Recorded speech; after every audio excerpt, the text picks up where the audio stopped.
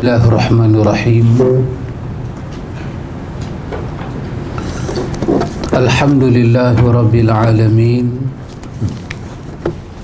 Allahumma atina anfusana taqwaha wa zakkiha anta khairu man zakkaha anta waliyuha wa maulaha.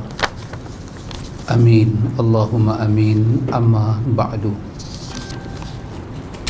Ikhwatul iman, ikhwatu fid din, a'azzakumullah wa uhibbukum fillah.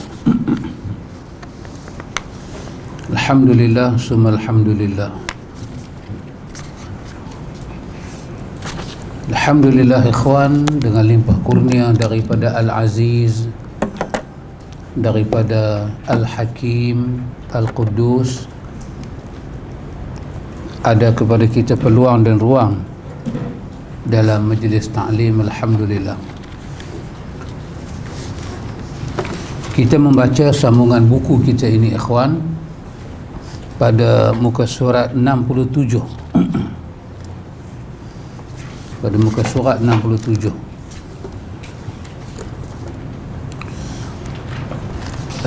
Penulis masih lagi nak menceritakan kepada kita hadis sambung menyambung berkaitan dengan tentang keutamaan zikir.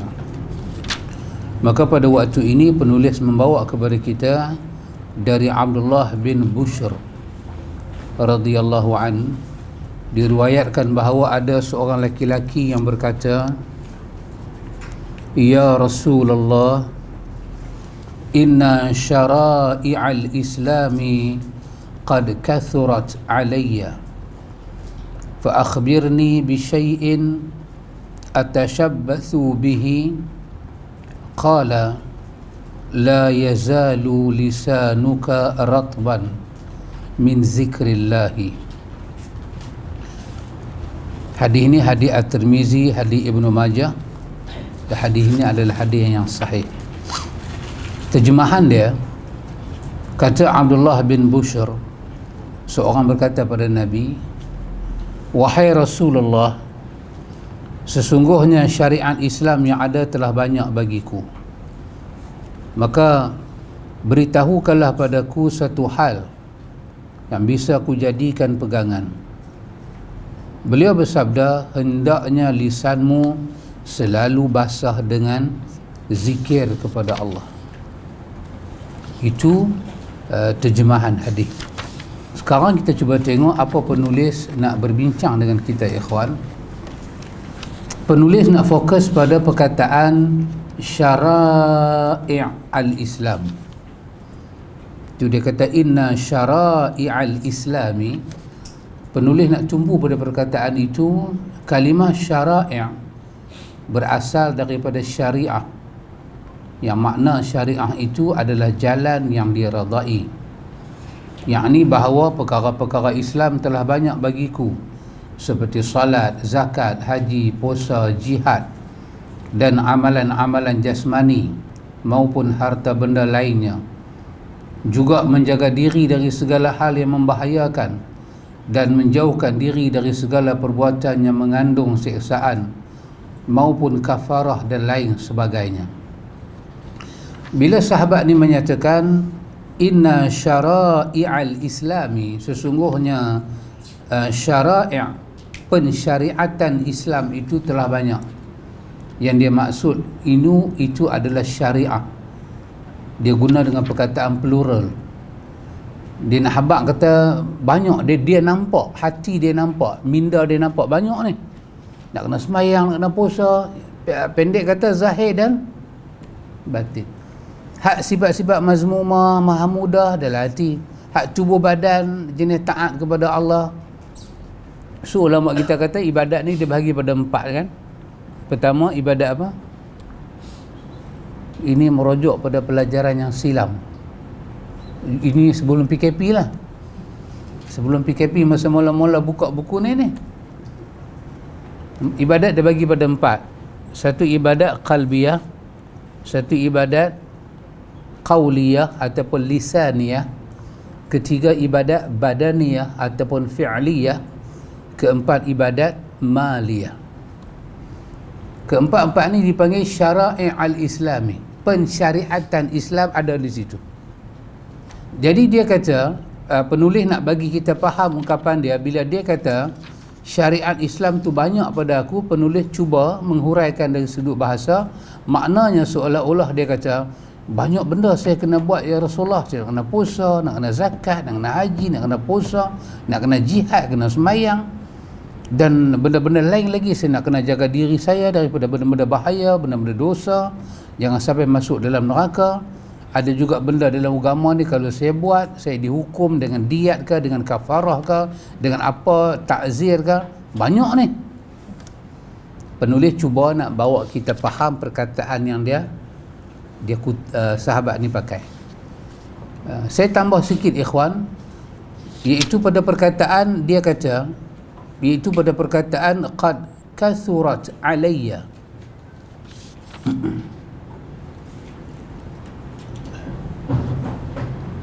Ya, ini penulis tidak memberi olahan di sini, tapi saya nak tambah qad kathurat alayya.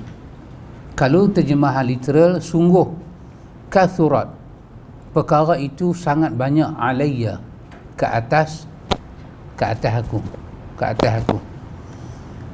Ini perkataan ini kita panggil sirah. Sirah Melayu panggil apa?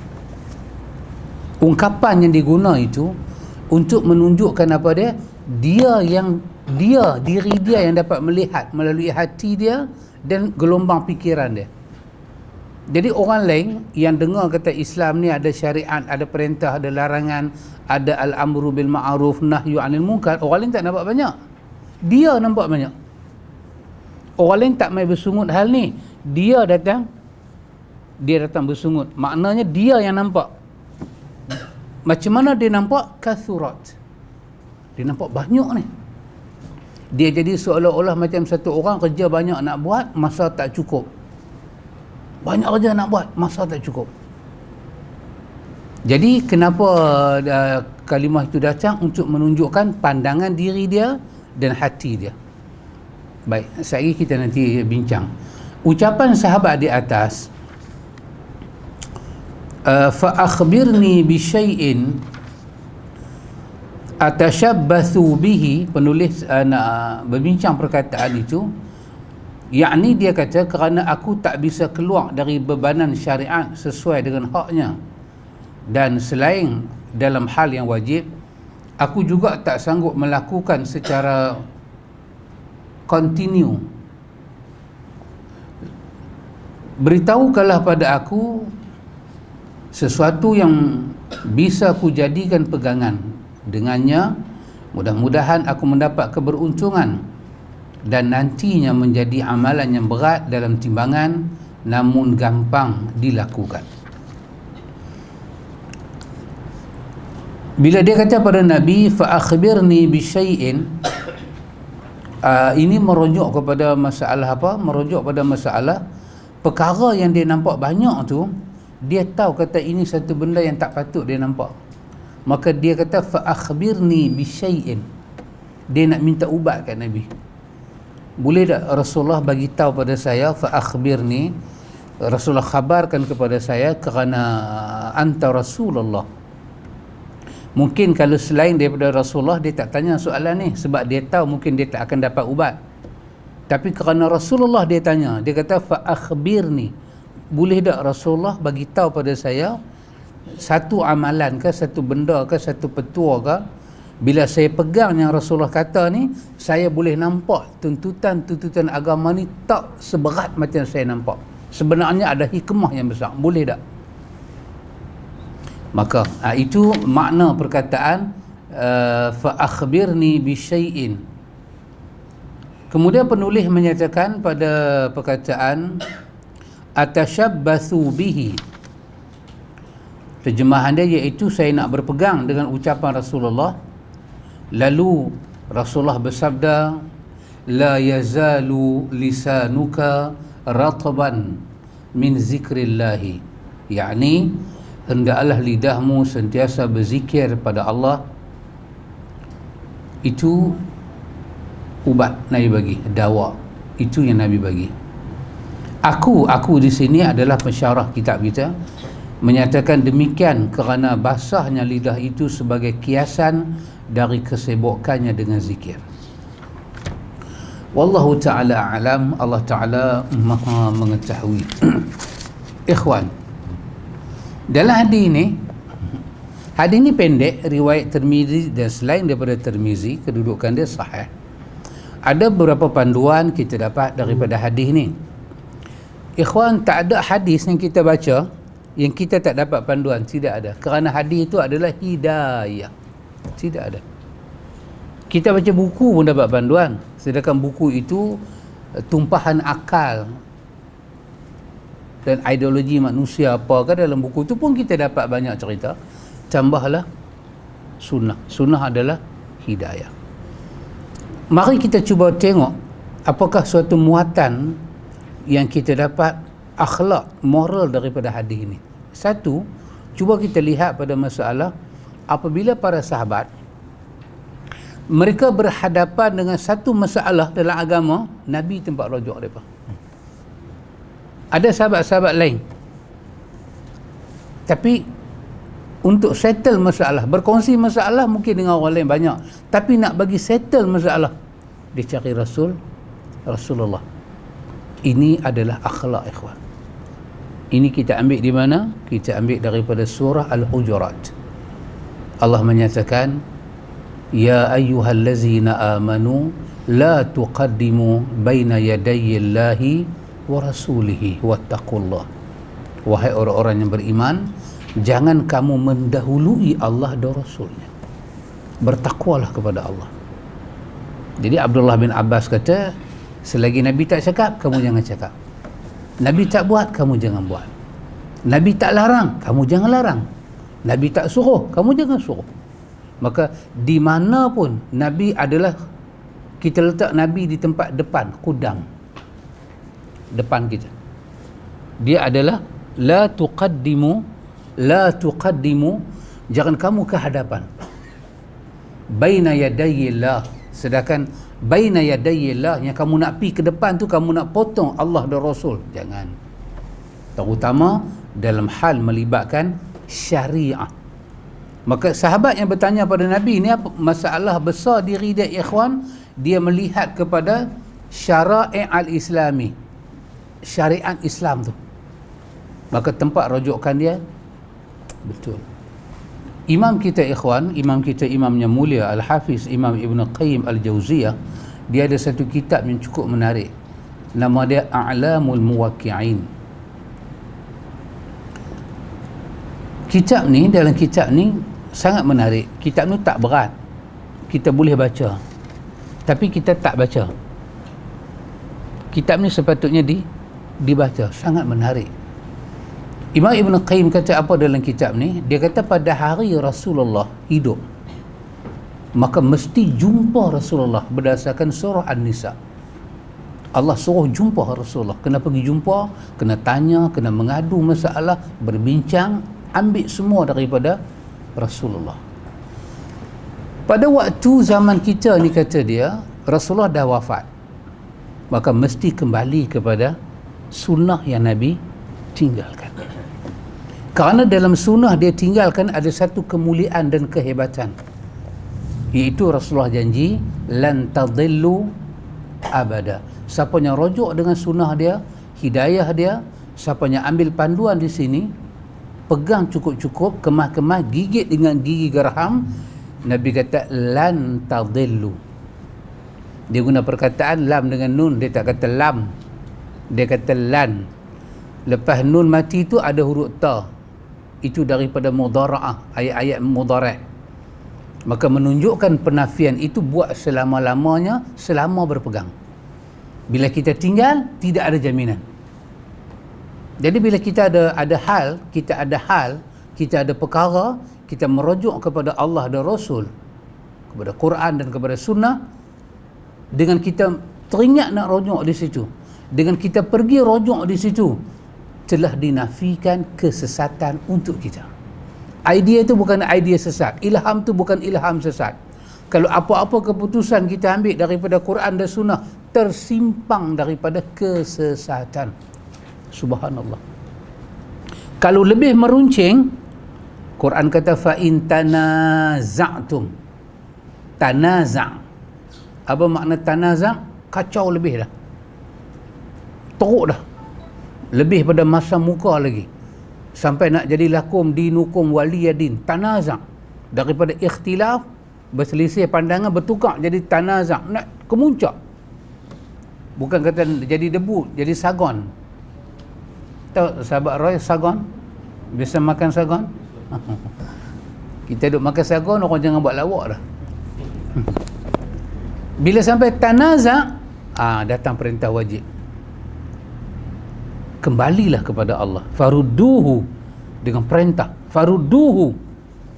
Ada satu dia punya mubtada' dia, dan ada khabar dia. Farudduhu. Maka dengar baik-baik kata Allah. Kamu semua diarahkan, satu perkhabaran dia, kembali kepada Allah dan Rasul. Tapi secara individu, kita pergi selesai masalah kita pada Allah dan Rasul, itu betul. Berdasarkan riwayat yang kita jumpa ni. Pelajaran kita dapat daripada hadis ni apa dia ikhwan? Pada perkataan fa'akhbirni. Fa'akhbirni. Perkhabaran, penceritaan, penyampaian mestilah datang daripada Allah dan Rasul. Jangan ambil daripada pihak ketiga. Lebih-lebih benda itu berurusan dengan syariat. Sebab hadis ni dalam konteks syariat. Syariat tak boleh bikin. Syariat tak boleh. Sampai orang tanya pada Imam Syafi'i. Imam Syafi'i kata la qiyasa fil ibadah, dalam buku dia Ar-Risalah. Jangan kamu duk kiyah-kiyah dalam ibadat ni. Kerana dia syariat. Dia ada nusus dia ada dalil dia ada nas dia. Kena rujuk kepada dalil. Kalau tak ada, kira tak ada. Kalau ada, baru kira ada. Syariat kita tak boleh reka. Sebab Allah menyebut syara'a lakum minad din. Telah disyariatkan kepada kamu daripada urusan agama. Telah disyariatkan. Bermakna ada syarat. Ada tuan yang mensyariatkan. Tak, kalau tak dipanggil syariat, dia mesti ada syarat. Syarat itu yang buat syariat. Bila ada syarat, baru ada dia punya maf'ulun bih dia. Benda yang dibuat. Benda yang kena buat. Syariat, benda yang kena buat. Allah itu syarat, dia pembuat. Syara'alakum minad din. Telah disyariatkan kepada kamu. Ada pihak yang telah mensyariatkan, Allah. Maka Allah dipanggil syarat, pensyariat. Maka kita ini terkena syariat dia. Maka mesti kembali kepada Allah dan Rasul. Lepas itu dalam perang Badar, sahabat tanya dekat Nabi, ya Rasulullah, adakah ini dari Rasulullah atau daripada wahyu? Sahabat tanya, adakah ini dari Rasulullah atau daripada wahyu? Tak mana kita nak duduk, kita nak ambil bahagian belah mana. Maka ada benda Nabi jawab dari Allah. Maka sahabat tawakal, terima. Ala ra'si wal aini. Junjung di atas batu jembala. Tak cakap. Allah pasti menyusun untuk kita. Tapi kalau Rasulullah kata, aku berpandangan demikian, sahabat akan kata, boleh tak kami bagi pandangan berdasarkan pengalaman kami berjalan di Sahara? Dan Nabi dengar. Sebab Nabi bukan orang Madinah. Nabi orang Mekah. Bi'ah Mekah lain. Orang Mekah kalau bewak-bewak padang pasir lalu, dia tak makan. Orang Mekah tak makan bawang putih. Dia memang keturunan dia pun macam tu. Kita besar-besar dah biasa dengan belacan. Tapi duduk di UK, dia pun bukan besar dengan belacan. Kita pula makan keju, duduk ulang alik pergi Pancok. Dia pun pula makan belacak, bukan kata ulang alik Pancok, arwah tu kan. Dia pun kata busuk lah. Kita memang pembesaran kita lagu tu. Nabi dibesarkan tak makan dhab. Nabi dibesarkan tak makan bawang putih. Tapi bila sahabat Habib Ayub buat masakan Madinah, bubur bawang putih, Nabi kata bukan makanan kami. Tapi hangpa nak makan, hangpa makan lah. Saya tak makan lah. Bila dhab, Nabi kata tak makan lah. Tengok liak semacam, saya tak makan. Orang bagi arnab kat Nabi, Nabi kata saya tak makan benda binatang-binatang dah haid ni, saya tak makan. Saya tak biasa, kami orang Madinah ni, orang Mekah tak biasa makan. Ana maki, ana Arabi, ana Quraisy. Saya orang sebelah sana. Jadi apa-apa yang melibatkan syariat, sahabat tanya dan Nabi bagi tahu. Tapi apa-apa yang melibatkan dia punya geografi dia punya bi'ah dia, Nabi akan bincang dengan sahabat. Maka Nabi kata, antum a'lamu bi umuri dunyakum. Hal-hal urusan hidup kamu lebih tahu. Melibatkan budaya kita, makan minum kita, tempat rumah kita, tak mana kita nak duduk. Ini semua jelas dalam riwayat Muslim. Nabi kata, antum a'lamu bi amri dunyakum. Kamu lebih tahu setiap satu daripada urusan kamu lebih tahu. Tapi Nabi kata, apabila melibatkan syariat, kamu kena berjumpa dengan utusan Allah. Hanya wahyu turun pada aku. Jadi kita ikhwan, bila kita nak merujuk dengan seseorang, kita kena tahu kita nak rujuk apa. Dan bila orang bagi jawapan pada kita, kita kena tahu jawapan itu mewakili apa. Kita sedang merujuk nak ambil pandangan dia dalam hidup, atau kita sedang bertanya hukum pada dia. Kalau kita merujuk tentang pandangan dia dalam hidup, so kita kena tahu itu pandangan dia yang boleh diambil, yang boleh ditolak. Tapi kalau kita bertanya tentang hukum hakam, syariat, kita kena tahu sumber dia. Kita kata manba', mim nun ba'in, manba'. Apa makna manba'? Sumber. Agama ni ada sumber. Agama ni bukan dia benda yang tak tentu hala. Dia ada sumber. Manba' agama tu apa dia? Al-Quranul Karim. Maka bila orang bagi jawapan tentang syariat tidak daripada manba' dia, maka kita kena tanya, mana ada sumber ketiga dan keempat? Dia kena utama benda ni dulu. Jawapan mesti datang daripada kalamullah, kalamur Rasulullah. Tu Ibn Qayyim ulang lagi sekali. Di awal-awal dalam kitab ada A'lamul Muwaqqi'in. Apa dia kata? Dia kata agama itu qala Allah, qala Rasulullah. Agama dan ilmu mesti datang daripada perkataan Allah dan perkataan Rasulullah. Jadi kita nak ambil apa pun, manba' kita kena betul, tertib itu kena betul. Saya tak tahulah dalam Quran kata apa, saya tak tahulah dalam hadis kata apa, tapi takat yang saya tahu lagu ni, manba' tak betul ikhwan, tertib tak betul. Saya tak tahulah, itu tuan pergi cari lain, tak boleh, sumber tak betul. Kita tak sampai kepada dia punya hadah, maksud dia. Apa dia? Ingat al-umur ala maqasiduha, maqasid. Setiap umur, setiap urusan itu dilihat kepada maksud dia. Apa maksud dia? Kita soalan tu kita tanya untuk apa? Untuk ambil hukum, untuk ambil pakai. Dan dia nak dinobatkan sebagai hukum hakam dan dinisbahkan kepada syariat Islam, maka manba' dia kena betul, sumber dia kena betul, tertib dia kena betul. Maka itu pelajaran kita dapat di sini. Maka kerana itu Nabi settle problem.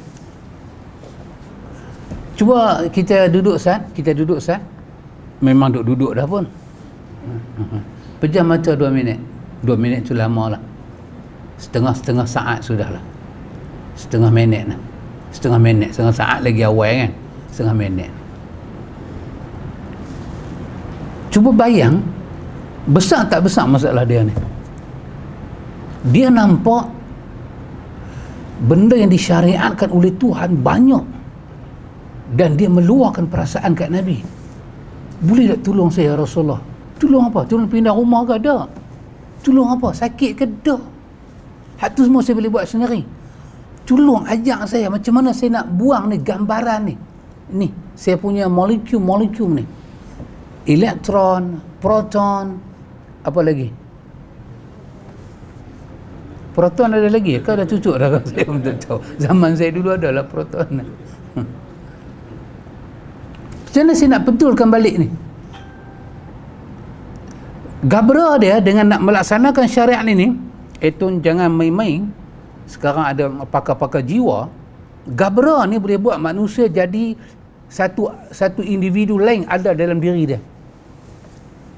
Satu individu lain ada, dia ada dalam diri dia. Dia boleh tengok dia boleh sembang dengan dia. Ini semua punca apa? Ketakutan menguasai diri. Dia jadi takut. Tengok Macam mana Nabi settle benda, siapa pun tak boleh settle benda ni ikhwan. Engineer tak boleh settle, doktor pakar bedah tak boleh settle, siapa tak boleh settle?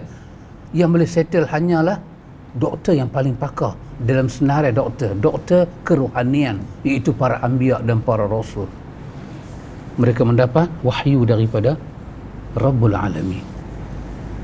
Sepatah Nabi kata kat dia, Nabi kata la yazalu lisanuka ratban. Kita duk kata kurma rutab.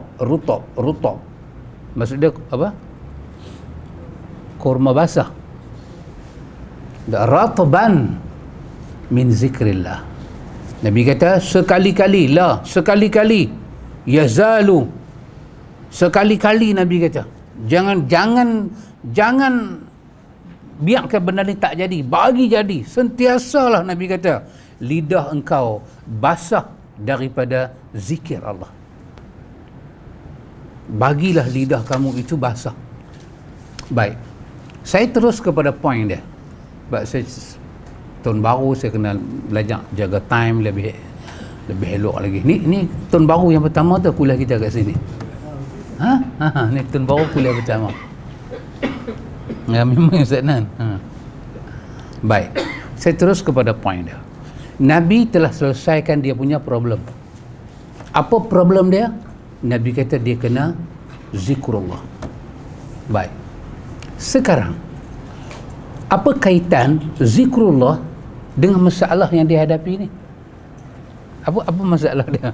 Masalah dia nampak qad kathurat alayya syariat ni macam banyak. Boleh tak Rasulullah bagi tahu pada saya pada sesuatu, macam mana saya nak handle gambaran saya ni? Nabi kita zikir pada Allah.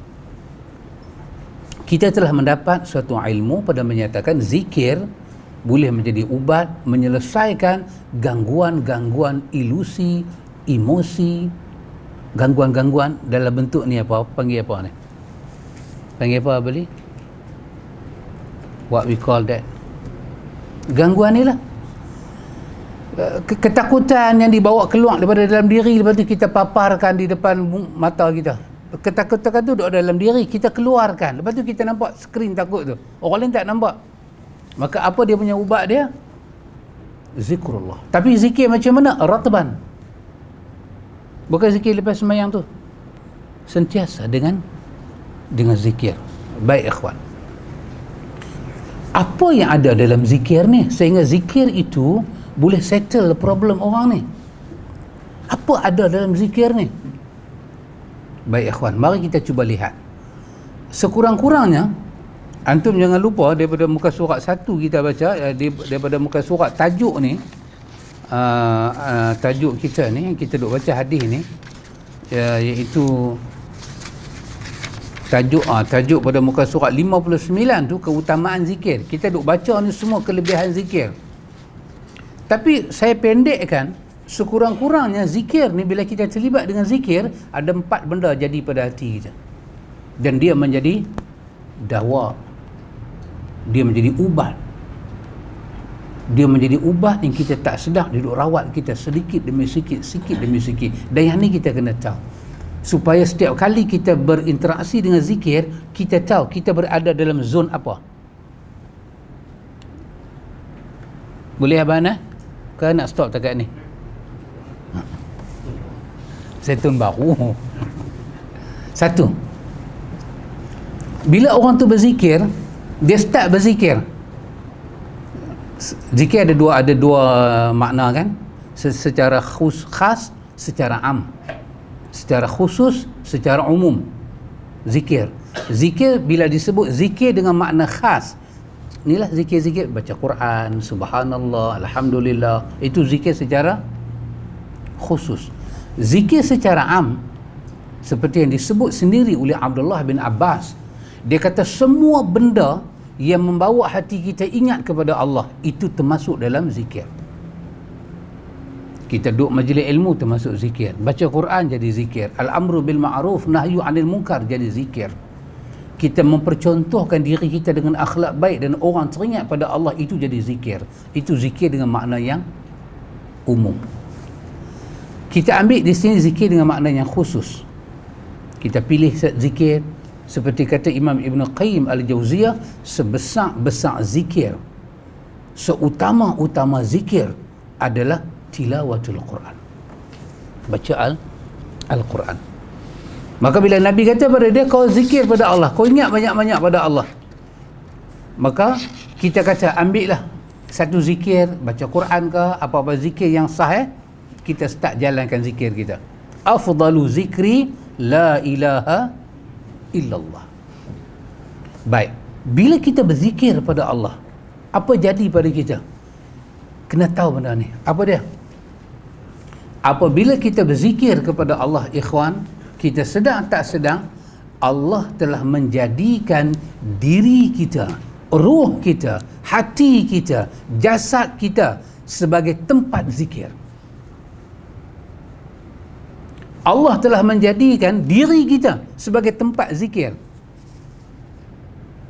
Bila sebut nama Tuhan, sekarang siapa yang sebut nama Tuhan? Di mana dia disebut? Dia disebut di dalam diri individu anak Adam. Di mana? Di atas dua fam kita, famu, bibir mulut kita. Lepas tu ada lisan yang pakai lidah ni, ada suara. Bila kita zikir pada Allah, kita sedang ke kita tak sedang, Allah telah memilih jiwa kita sebagai tempat zikir keluar. Kita telah menjadi manbak, masdar, sumber dia, tempat makhraj dia. Kita ada duit apa ni? Kita simpan duit di mana? Bawah bantai. Itu zaman dulu boleh. Lah orang simpan di bank. Maka bila kita bawa duit dalam bank, sedang tak sedang, bank adalah tempat duit. Bank dipenuhi dengan duit. Bank adalah tempat simpanan. Duit boleh simpan, mas boleh simpan, semua boleh simpan. Sikit hari lagi orang pun boleh simpan. Kalau semua pakai tunggak gigi mas, mata mas, semua orang boleh simpan dalam bank. Ikhwan, saya bertanya pada diri saya dan kita semua, apa jadi pada diri kita kalau Allah menempatkan kita tempat zikir? Nilai hati kita masa itu nilai apa? Betapa mulianya hati kita. Betapa mulianya kita terpilih menjadi orang yang berzikir, hati kita untuk mengeluarkan kalimah-kalimah yang dikatakan subhanallah wa bihamdihi subhanallahil azim. Betapa dahsyat dan mulianya roh kita, jiwa kita, kita pada pandangan Tuhan, kerana kita adalah tempat zikir. Jadi khilaf dengan benda itu, mukhalafah kebalikan. Kalau orang yang dia tak teringat nak zikir, atau dia ada masa dia boleh zikir, dia tak mau zikir, bermakna dia tak terpilih. Betapa ruginya dia. Dan satu benda kena tahu juga ikhwan, dalam perkara pertama ni apa dia ikhwan, bila satu orang tu dia dipilih, hati dia dipilih oleh Allah untuk zikir, kan, bermakna Allah juga memilih hati dia untuk merasa nikmat zikir, fadilat zikir. Kalau kita tak tahu fadilat zikir besar-besar mana pun, satu ayat ni kita tahu dalam surah Ar-Ra'du, ala bi zikrillahi tatmainnul al-qulub. Ya. Lawan kepada itmi'nan ni, mutmainnah ni, ketenangan, apa dia? Zahmah, kesesakan, kesibukan jiwa, istighal, jiwa sibuk, jiwa sesak, jiwa sempit. Bila Allah pilih hati kita untuk berzikir, Allah ingatkan hati kita, ingatkan akal kita, ilhamkan kepada kita, beri emosi, bagi hidayah, bagi taufik, lisan jalan zikir, lidah jalankan zikir, akal tertumpu, bermakna Allah nak memilih hati itu mendapat mutmainnah, ketenangan. Ketenangan bukan ada di bukit ikhwan. Ketenangan ada dalam diri, kerana pancaran penglihatan daripada diri melihat alam. Bila kita set kepala kita, kena pergi ke puncak atas tu baru nampak dunia ni, baru aku tenang. Pasal tu dia pergi ke atas, dia tenang, dia turun bawah, dia apa?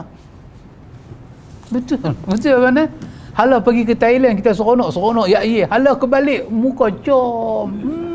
Balik dah. Alah nak bir itu. Oh, semua seronok. Tinggal rumah, tinggal anak, tinggal bini. Ya ye, seronok. Pergi mandi di pantai Thailand. Ambil pelampung bokok ni. Ya ye. Pesan kat kawan jangan nak ambil gambar. Mandi. Bukan buat maksiat pun, mandi seronok. Habis cakap orang tu lah. Habis ya semua duduk 2-3 hari sana. Time balik. Kereta duduk keluar daripada Thailand tu. Masuk border, okey lagi, ya lagi. Singgah Kuala Muda pergi cari ikan termenung. Okey lagi. Masuk Penang, muka jadi semacam. Tengok muka aku, tengok muka awak, muka semua jadi macam satu macam. Sangkuriang nampak? Sampai dah. Tak pun nampak jambatan. Sampai dah. Apa tu? Allah pilih hati kita untuk dapat sakinah. Lepas tu kita kena fikir sendiri, ikhwan. 2. Yang kedua, apa kelebihan zikir, ikhwan? Kita kena tahu orang yang berzikir dipanggil zakir. Wanita zakirah. Zakir orang yang berzikir. Baik, sekarang ni apa kemuliaan Allah bagi pada orang yang berzikir? Perkataan zikir diidafahkan kepada Allah. Zikir apa? Zikrullah. Subhanallah. Satu idafah yang terlalu mulia. Nabi, Rasul, tak ada apa biasa. Boleh jadi Rasul, utusan siapa? Utusan raja lah, utusan siapa-siapa. Tapi bila kata Rasulullah, mulia. Kalimah Allah, lafzul jalalah, disandarkan kepada Allah. Betapa mulia Rasulullah. Nabi, pembawa berita, boleh jadi siapa-siapa bawa berita. Tapi Nabiullah, bait, rumah siapa-siapa. Tapi baitullah, rumah itu cukup mulia. Maka orang yang berzikir, dia sedang tak sedang, dia dipanggil zikrullah. Dia orang yang ingat Allah. Kalimah ingat itu disandarkan kepada Allah. Maka Allah kata dalam surah apa? Dalam Al-Ankabut, wala zikrullahi akbar wallahu ya'lamu ma tasna'un. Allah kata, apakah yang paling besar kalau Allah ingat kepada kamu? Allah sandingkan kalimah zikir, zikrullah, ini sebesar-besar persandingan, ikhwan. Mulia orang yang berzikir kerana idafah dia, pesandaran dia pergi kepada Allah. Zikrullah, Nabiullah, Syahrullah, Rasulullah, Baitullah, Naqatullah. Besar, ikhwan, terlalu besar. Yang ketiga, apa, ikhwan? Yang ketiga, orang yang zikir ni, ikhwan, apa jadi pada dia? Dia kena tahu kenapa Nabi ambil zikir sebagai mengubati jiwa ni.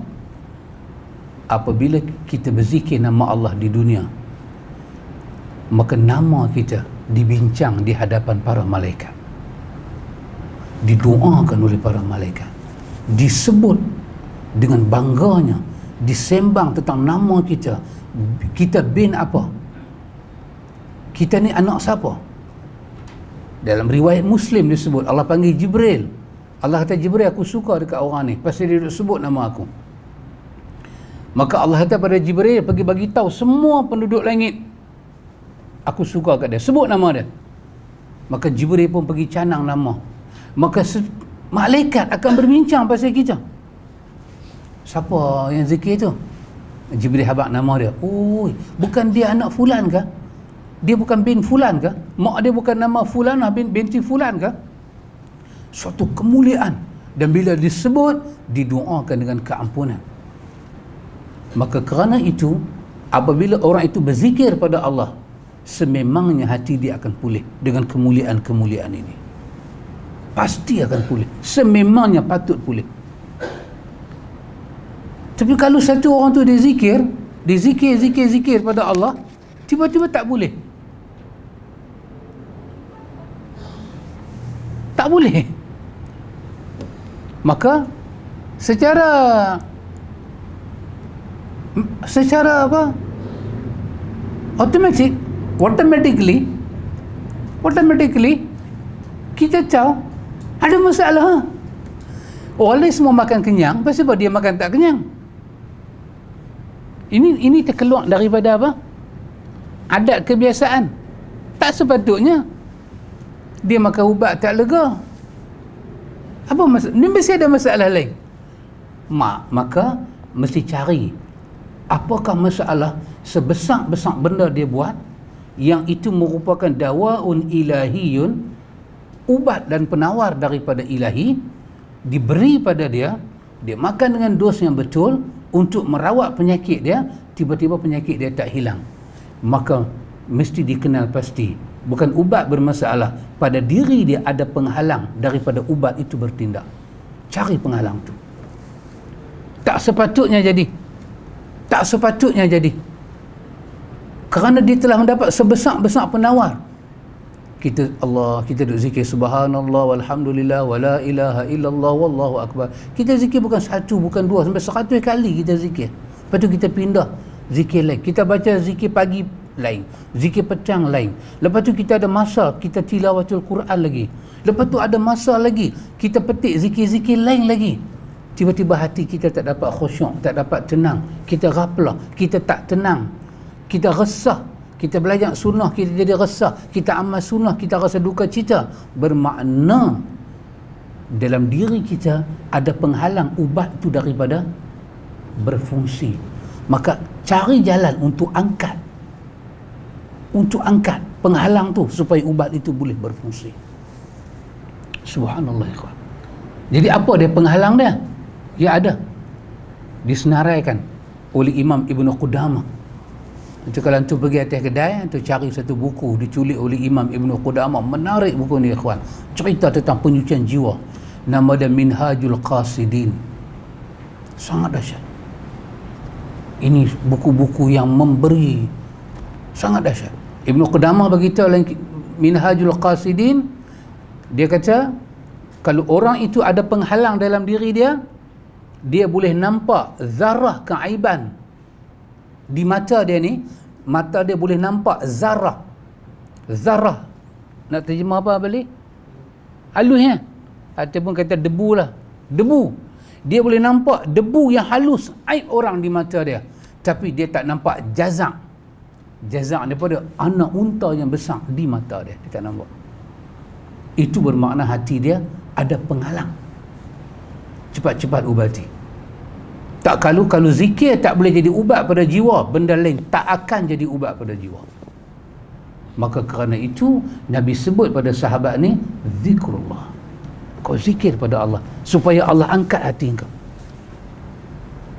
Allah pulih balik hati kau. Allah beri kemuliaan pada hati kau. Maka insya-Allah kalau ada kesempatan saya akan terang pula apa Ibnu Qudamah kata. Bila kita zikir, hati kita tak boleh berubah, tak rasa lazat zikir. Dia kata cuba tengok 1, 2, 3 penghalang ni, ada tak ada kita terlibat. Kalau ada memang tak dapat. Maka tak dapatlah saya cerita pada malam ni, kerana saya pun dah keluar border. Maka saya kena ada dalam border, sebab kita nak baca pula Subulus Salam. Saya kata zikir menurut secara umum kita duduk dalam majlis ni zikir ke tak? Zikir. Maka ketahuilah bila kita duduk dalam majlis zikir, kita duduk di tempat yang mulia. Kita disebut di sisi Allah.